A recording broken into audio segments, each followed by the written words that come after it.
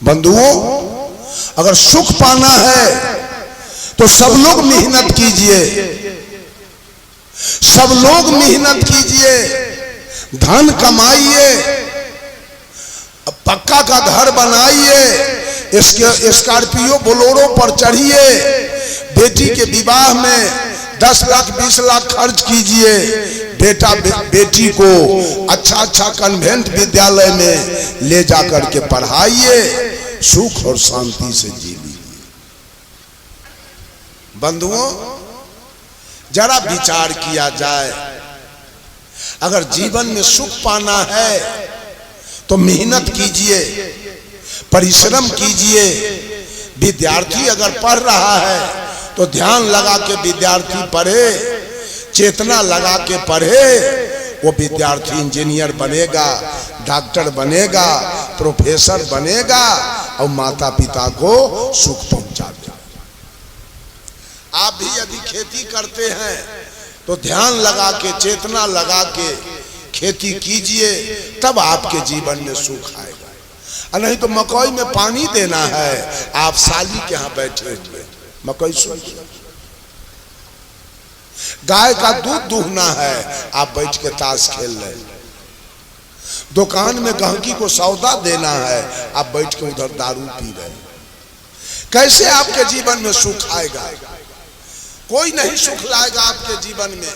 अगर भगवान को सुख देना होता तो पूरे दिघाउन गांव के बेटा बेटी को एक समान जमीन भगवान दे देते, एक समान बेटा बेटी देते, एक समान जमीन देते, एक समान गाय भैंसी देते, महल मकान देते, और एक समान सबका रूप रंग भी देते।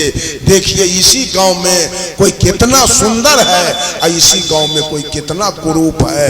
भगवान किसी को कुरूप क्यों बनाएगा और भगवान किसी को सुंदर क्यों बनाएगा?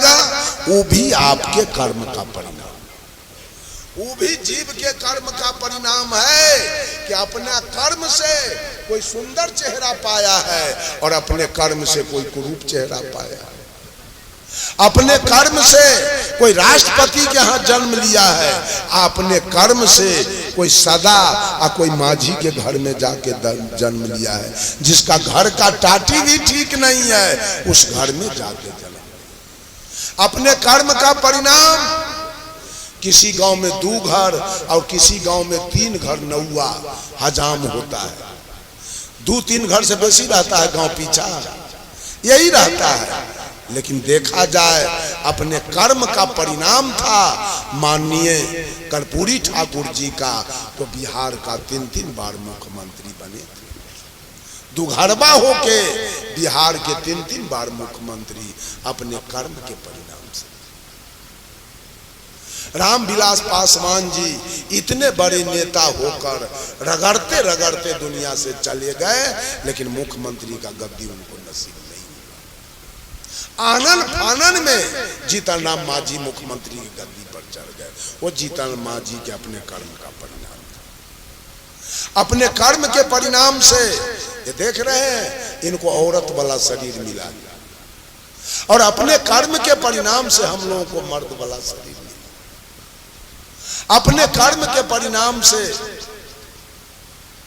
आपका बेटा इंजीनियर डॉक्टर हुआ है, और किसी का बेटा भीख मांग रहा है, भैंसी चला रहा है, चोरी कर रहा है, घूसखोरी कर रहा है। एक एक आपके कर्म के परिणाम से आपका दूल्हा जवानी में मर गया, आपका बेटा मरा है जवानी में, आपकी गाय मरी है, आपकी भैंस मर गई है, आपका जमीन बिक गया है, आपका घर तक बिक गया। आपके जीवन में जो भी बीमारी आई है वो भी आपके कर्म का परिणाम है। भगवान बीमारी का दुकान खोला है, किसी के यहाँ टीबी भेजता है, किसी के यहाँ दम्मा, किसी के यहाँ कैंसर, किसी के यहाँ डायबिटीज। वो आपके कर्म, आपके कर्म से, आपके कर्म के परिणाम से कैंसर आपके यहाँ आया, और आपके कर्म के परिणाम से एड्स का बीमारी आपके घर आया। आपके कर्म से ब्लड प्रेशर आया है, आपके कर्म से डायबिटीज आया है। हर एक बात आपके कर्म का परिणाम है। भगवान क्यों किसी को सुख देगा और भगवान क्यों किसी को दुख देगा? लेकिन आज भगवानवादी बनने वाले सब लोग हैं, लेकिन कर्म सुधार करने वाले एक भी व्यक्ति दिखाई नहीं दे रहे। जो हम कर्म का अपना सुधार करें, और जब तक कर्म नहीं सुधरेगा आप रहिएगा मंदिर में और जवान बेटा दूरा पर मरल रहेगा। जाइए पूजा करते रहिए, क्योंकि कर्म खराब है तो वो तो भोगना पड़ेगा। कर्म खराब है तो परिणाम भोगना पड़ेगा, वो कोई बांट नहीं लेगा। और कर्म ठीक है तो कोई नहीं मरेगा आपके घर में जवानी में। सारा कर्म पर डिपेंड कर रहा है। जवानी में दूल्हा मर गया तो औरत अपना कपार फोड़ के मर रही है, डाइन को गाली दे रही है, भगवान को गाली दे रही है, और वो समझ नहीं रही है अपने कर्म का परिणाम। अभी भी होशियार होने के लिए तैयार नहीं है। डाइन को गाली देकर, एक तो पति मर गया और डाइन को गाली देकर मामला फौजदारी करवा रही है। अपना गलती अभी भी स्वीकार करने के लिए वो महिला तैयार नहीं है। अपना चाल अभी भी सुधारने के लिए वो तैयार नहीं है। सब लोग इसी ढंग से चल रहे हैं। अब मंदिर मस्जिद का दौर लगा रहे हैं, अब भगवान से सुख शांति मिल रहे हैं, मांग रहे हैं, अब कहीं सुख शांति आ नहीं रहा, कहीं नहीं आ रहा है। और जो अपने से कर्म कर रहा है उसके यहाँ सुख आ रहा है, जो कर्म कर रहा है उसके यहाँ सुख आ रहा है। देखिए सिकंदर बाबू ने कहा मेरा बेटा नरकटियागंज में रेल में नौकरी कर रहा है, क्यों नहीं उसको सुख मिलेगा। मैंने कहा हमको पता होता तो कल 4 घंटा नरकटियागंज स्टेशन पर मैं समय बिताया। यहाँ आने के लिए जहाँ हम थे गोरखपुर में परसों 1 बजे रात में हम पैसेंजर पकड़ के आए नरकटियागंज। लोगों ने कहा 4:20 में एक पाटलिपुत्रा खुलती है नरकटियागंज से, जो आपको डायरेक्ट मुजफ्फरपुर लाएगी।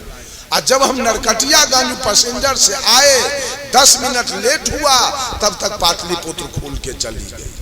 अब कोई ट्रेन था नहीं, 8:30 बजे में था सप्त क्रांति सुपरफास्ट एक्सप्रेस।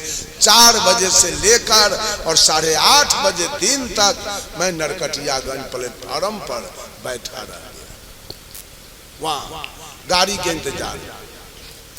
बंधुओं, जो कमाएगा, जो पैसा उपार्जन करेगा वो सुख भोगेगा, और जो नहीं कमाएगा और जो भगवान के भरोसे रह जाएगा उसको दुख उठाना पड़ेगा।